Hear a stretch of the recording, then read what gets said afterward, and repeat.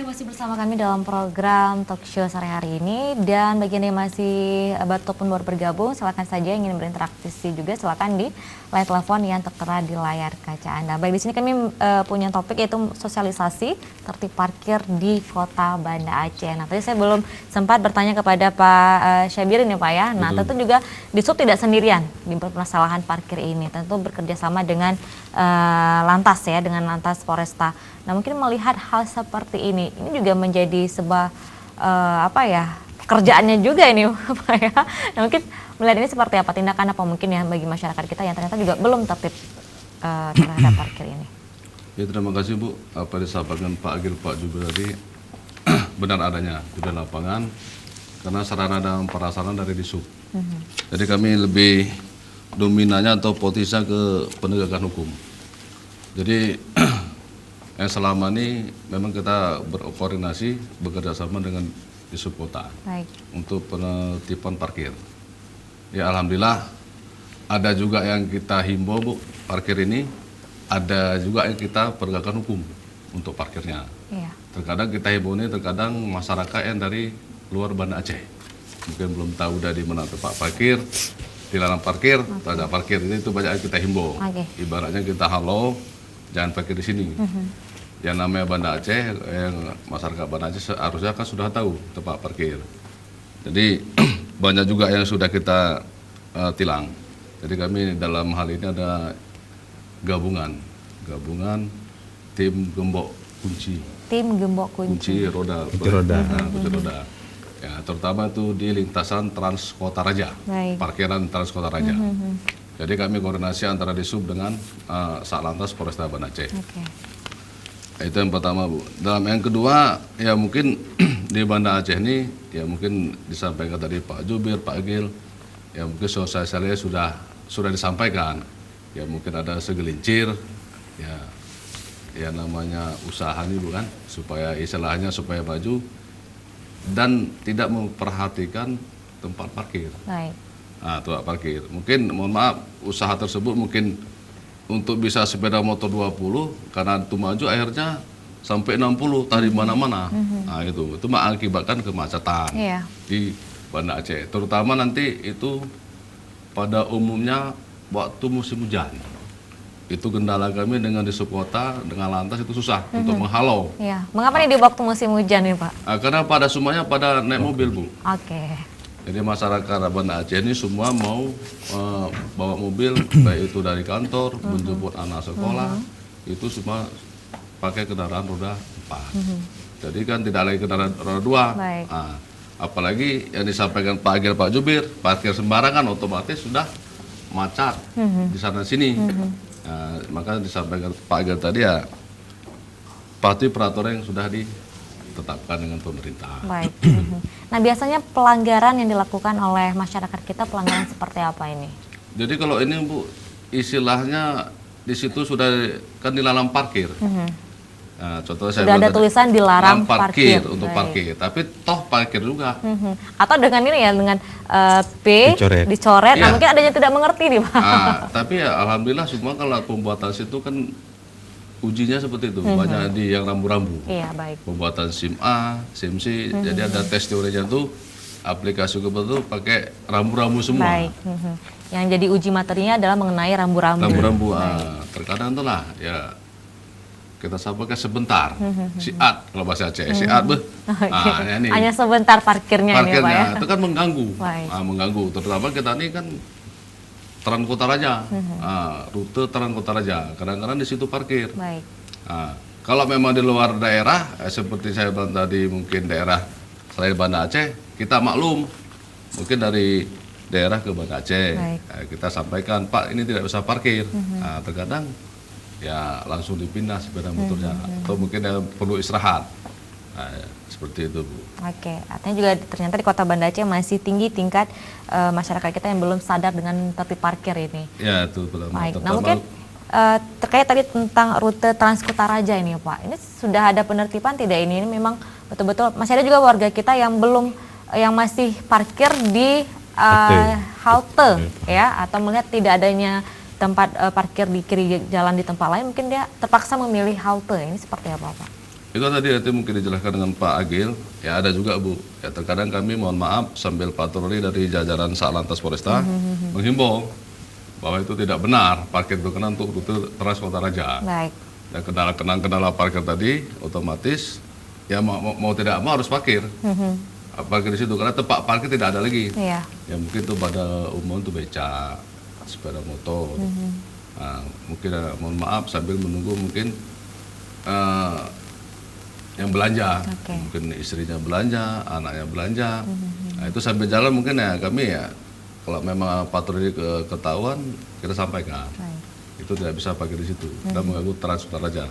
Mungkin lebih lanjut nanti Pak Agil menyampaikan.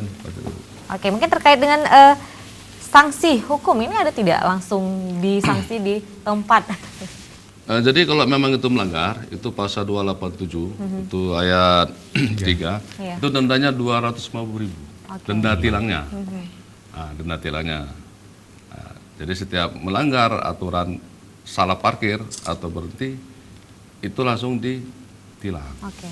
Itu dendanya ada 250.000. Itu untuk negara, bukan untuk polisi, bukan untuk pungli begitu Bu, untuk langsung untuk negara gitu. Langsung disetor ini Pak? Ya melalui namanya e-tilang, e-tilang, langsung ke e-tilang. Mungkin ada kita ATM langsung ke pakai e-tilang aja. Sudah ada sistem e-tilang. Sudah ada sistem e-tilang. Gitu. Dan coba saya beralih lagi ke Pak Akil ini. Pak Akil tadi memang ternyata sudah ada beberapa solusi yang diberikan ya, dan ini juga melihat lagi-lagi bahwa seperti PKL juga. Nah ini PKL juga ternyata masih membandel juga, terutama juga di jalan yang banyak memang menjadi pusat kuliner. Tadi di Jalan Penyamakam, kemudian juga di daerah Penayung itu juga menjadi pusat kuliner. Nah mungkin kalau di malam hari adakah mungkin lebih keluasan bagi para PKL ini Pak? Sebenarnya begini ya, itu kan kita jalin koordinasi lintas sektor juga, koordinasi antar sama SKPD Kota Banda Aceh juga. Ada memang beberapa jalan itu yang di malam hari digunakan oleh pedagang kaki lima. Nah, tetapi yang paling penting di sini adalah bagaimana pedagang kaki lima ini yang sudah diberikan kesempatan untuk menggunakan badan jalan, mungkin ini juga terkait dengan kehidupan sebahagian dari masyarakat kita yang mungkin berusaha di malam hari ya. Nah, cuman harus sama-samalah kita menjaga. Jadi kalau sudah diberikan batasan sejauh mana dia boleh meletakkan barang dagangannya di jalan dan pada jam-jam apa saja, itu benar-benar harus dipatuhi. Jadi tidak melanggar aturan. Kalau misalnya pagi itu harus bersih, kita contohkan seputaran kawasan Rek di Penayung. Jadi kalau malam mereka jualan, pagi itu harus bersih. Jadi situ kan kawasannya ya, kita kan kota tua Banda Aceh ini. Jadi kita nggak punya GSB, khusus di Penayung itu nggak ada GSB-nya. Nah, jadi malam hari dipergunakan oleh PKL, pagi hari kami himbau supaya bersih, memindahkan semua barang dagangannya sehingga bisa dipergunakan sebagai tempat parkir bagi pengguna jasa parkir. Nah tapi juga masih juga terlihat di masyarakat kita yang berdagangnya, khusus pedagang ini, yang berdagangnya bukan di badan jalan tapi di trotoar ini Pak. Ini juga masih ditemui seperti itu. Mungkin ini tindakan seperti apa ini yang harus, atau diperbolehkan saja atau bagaimana nih Pak? Karena mereka juga berjualan di malam hari saja nih. Iya, ini sebenarnya kalau bicara masalah PKL ini ada SKPD. SKPD-nya seharusnya di sini juga hadir nih Pak ya. Kita hadirkan ya yang lebih berkompeten untuk berbicara tentang itu. Kalau kami dari Dinas Perhubungan, sejauh dia tidak melanggar rambu lalu lintas, tidak melanggar ketentuan parkir, itu sebatas itulah kewenangan kami. Mungkin kalau PKL itu lebih tepatnya Satpol PP Kota Banda Aceh nanti kita undang untuk membicarakan. Walaupun itu sebenarnya sebagai satu variabel, satu kesatuan juga. Kenapa parkir selalu bermasalah? Makanya saya katakan di awal tadi, parkir itu tidak berdiri sendiri, bukan di sub saja, tapi masyarakat, juga institusi lain, yang stakeholder lain yang berkepentingan juga harus saling membantu sehingga bisa tertata parkir di Kota Banda Aceh ini yang tertib dan rapi. Baik. Nah, kalau ini Pak Zubir punya pendapat apa ini Pak? Tadi saya menambahkan apa yang disampaikan oleh Pak Akil tadi, bahwa kalau kita lihat pertumbuhan jumlah kendaraan di Banda Aceh setiap tahun itu meningkat 8%. Baik. Seperti kita ketahui bahwa untuk roda 4 jumlahnya sekitar 45.000 unit. Itu yang domisili Banda Aceh. Belum lagi kendaraan yang masuk dari luar kota Banda Aceh, pendatang ke kota Banda Aceh. Itu yang seri A atau J aja. Kemudian jumlah kendaraan roda 2 itu 200.000 unit. Jadi kalau kita bandingkan dengan jumlah penduduk kota Banda Aceh, hampir 1 banding 1. Kadang-kadang dari satu rumah tangga itu ada 2-3 kendaraan. Sedangkan ruang parkir itu tidak bertambah. Baik. Ruang parkir setiap tahunnya tetap. Okay. Nah, itu yang menyebabkan semrawut juga. Nah, itu yang jadi masalah. Kemudian yang seperti Mbak tanyakan tadi, masalah PKL yang berjualan di trotoar atau di pedestrian. Secara aturan tidak boleh. Tidak boleh. Karena pedestrian, tempat berjalan kaki itu hanya digunakan untuk orang berjalan. Berjalan kaki. Iya, itu dia intinya. Nggak boleh. Kemudian jalan pun seperti yang disampaikan oleh Pak Akil, mungkin ada pengecualian di malam hari. Contoh tadi di kawasan Penayung. Kawasan Penayung itu memang kawasan kota tua yang tidak ada GSP-nya lagi. Toko, teras, jalan. Jadi memang nggak ada itu tempat. khusus di wilayah Penayung. Penayung, nah, yang kita lihat. Penayung dengan Pasar Aceh lah saya lihat. Kalau di Penayung kami sudah punya opsi untuk membangun gedung parkir sebenarnya. Baik. Karena nggak ada lagi lahan parkir di depan GSB itu nggak ada lagi. Dia hanya bisa nggak ada lahan kosong. Dia yang biasa digunakan untuk parkir hanya badan jalan. Baik. Makanya kita mempunyai inisiatif di daerah-daerah CBD atau pusat-pusat perdagangan itu harus mempunyai gedung parkir. Kami sudah melihat itu di Penayung harus ada. Kemudian di Pasar Aceh harus ada juga. Walaupun kita ketahui misalnya di Pasar Aceh sudah terbantulah dengan basementnya Masjid Raya. Kadang-kadang kembali ke perilaku masyarakat. Masyarakat kepingin mudah. Sudah ada basement yang aman, layak, nyaman. Tapi tetap parkir di badan jalan. Susah pak turunnya, nggak terlalu curam. Nah, jadi kadang-kadang masyarakat harus kita kasih kesadaran juga, pembinaan juga. Kita sudah sediakan basement, sangat luas basement di Masjid Raya. Roda 2 ada, roda 4 ada. Itu tergantung kebiasaan juga. Oke, belum lagi basement yang ada di Pasar Aceh. Di Pasar Aceh, di Pasar Aceh memang basementnya kalau kita lihat penuh tiap hari dan pada umumnya digunakan oleh pedagang. Sehingga bagi pengunjung yang mau berbelanja memang tidak ada ruang parkir. Tapi kita tetap konsekuen untuk roda 4 tidak boleh parkir jalan di Penogoro. Karena lajurnya yang sangat terbatas. Seperti kita ketahui bahwa kondisi jalan di Penogoro, pusat perdagangannya sama seperti Penayung. Toko, teras, badan jalan. Lain tidak ada. Makanya kami punya inisiatif yang boleh parkir di badan jalan di jalan di Penogoro itu hanya roda 2. Kalau roda 4 nggak boleh. Nah, makanya kami pun menghimbau juga, selama ini ada juga keluhan dari masyarakat ataupun abang-abang becak, biasanya Grab, angkutan online, itu ada ngetem di jalan di Penogoro. Kami himbau jalan di Penogoro tidak boleh ngetem ataupun parkir roda 4. Nah, itu. Makanya kalau itu nggak dipatuhi, makanya terjadi gesekan dengan angkutan lainnya.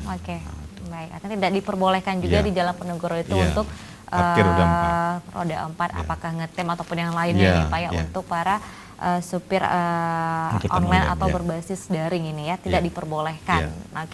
Nah artinya juga ternyata gedung perparkiran tadi masih sudah dibutuhkan di Kota Banda Aceh. Kami sudah membuat studi bahwa ada beberapa lokasi yang kami ketahui itu daerah pusat kota di kawasan Penayung dan di kawasan Pasar Aceh itu sudah membutuhkan gedung parkir. Gedung parkir sudah kita butuhkan. Makanya kami berharap peran serta masyarakat semua atau mungkin ada investor ataupun stakeholder lainnya yang bisa membangun gedung parkir. Karena kita lihat gedung parkir di pusat perbelanjaan sudah sangat dibutuhkan. Artinya juga di Kota Banda Aceh sudah dibutuhkan gedung parkir ya Pak ya. Nah coba saya kembali ke Pak Akil. Nah Pak Akil ini juga dari Dishub Kota Banda Aceh sendiri melihat bahwa sudah bidang perparkiran. Nah artinya juga sebenarnya perparkiran ini juga sangat besar untuk meningkatkan APBD nih Pak ya. PAD ini pendapatan daerah. Nah mungkin dari tertibnya perparkiran, apakah juga akan meningkatkan PAD dari pendapatan perparkiran ini Pak? Seperti apa? Ya memang ini ada dua sisi yang mungkin seringkali paradok ya, seringkali berhadapan antara ketertiban dengan PAD. Ya kita dari di Sub Kota Banda Aceh mencoba bersinergi lah, kota tertib juga PAD juga kita ada. Jadi kita berupaya, makanya dengan kita nanti ke depan ini kita coba upayakan kantong-kantong parkir, itu kan salah satu rekayasa kita bagaimana parkir ini tertib juga PAD ada. Ke depan juga nanti di mana daerah-daerah yang memang areal parkir yang terbatas, kemudian penggunaannya besar, durasi parkirnya juga terkesan agak lambat. Kita contohkan di pasar kita sekarang ini, kita Banda Aceh ini sudah hampir sebagian pasarnya pasar modern. Semuanya dingin, di dalamnya dingin kan. Kalau ibu-ibu belanja mungkin nggak kepanasan lagi, sehingga berlama-lama juga boleh nih Pak ya. Mau lama-lama keluar kan. Benar. Sementara tempat parkir di luar itu kan orang mungkin sudah 2-3 kali putar belum juga ada yang kosong. Ya makanya kita upayakan nanti melalui draft perubahan kanun kita nomor 4 2012 nanti kita membuat itu parkir progresif. Jadi parkir kalau di tempatnya seperti itu, lokasinya sempit, penggunaannya juga besar, maka ada harus berani membayar mahal.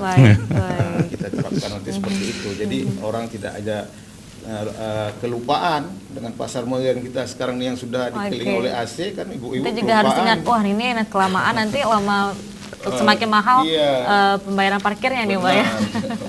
Mungkin gitulah upaya kita. Artinya juga sangat dipastikan bahwa dari APBA akan meningkat dari perparkiran ini sendiri.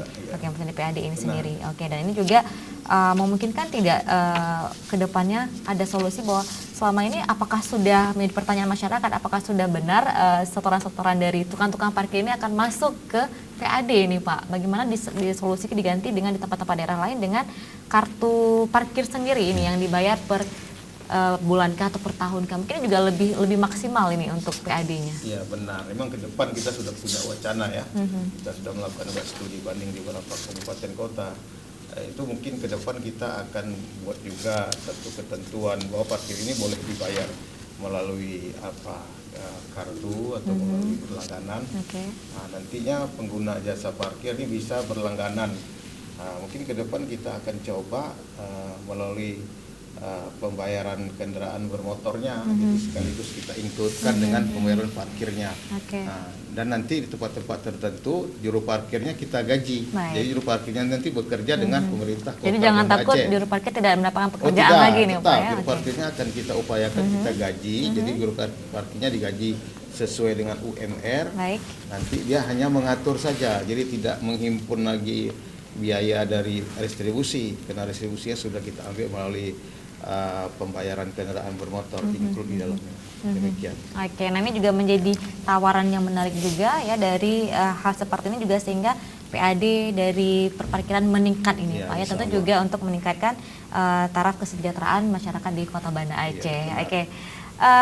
Kalau Pak Syarbirin ini seperti apa nih Pak Syarbirin punya solusi seperti ini? Anda kan juga tidak hanya masalah hukum ini, tapi juga mungkin punya solusi tidak ini Pak untuk perparkiran di Kota Banda Aceh? Ya cuma itu tadi Bu, kita maksudnya masyarakat harus membantu. Masyarakat harus membantu ya aparat lah, atau stakeholder harus saling bekerja sama. Kalau kami sendirian tidak bisa. Kalau kami sendiri tidak bisa, jadi harus dibantu dengan masyarakat itu sendiri untuk kemajuan Kota Banda Aceh. Kalau kami sendiri mungkin dari Polantas, dari Disub ya tidak mampu. Karena di Polresta itu 1.250 personil. Berarti dibandingkan dengan jumlah penduduk yang ada di Banda Aceh 1:350. Baik, 1:350. Itu bagaimana 1:? Itu makanya harus ada partisipasi masyarakat. Tidak bisa polisi bekerja sendiri, Disub bekerja sendiri, tidak bisa. Jadi harus ada partisipasi masyarakat. Baik. Jadi istilahnya ya tertib hukum dan tertib administrasi. Tingkatkan lagi kesadaran masyarakatnya. Nah, ini juga usaha kita bersama dari Dishub sendiri, dari Polresta sendiri juga. Bagaimana kesadaran masyarakat terus meningkat sehingga juga kembali untuk masyarakat dengan rasa nyaman dan juga dengan rasa yang seperti apa mewujudkan kota Banda Aceh ini, kota Banda Aceh yang gemilang, betul Pak ya. Baik pemirsa di rumah, kita akan break sejenak dan kita akan kembali usai jeda berikut ini tetap bersama kami dalam program Talk Show.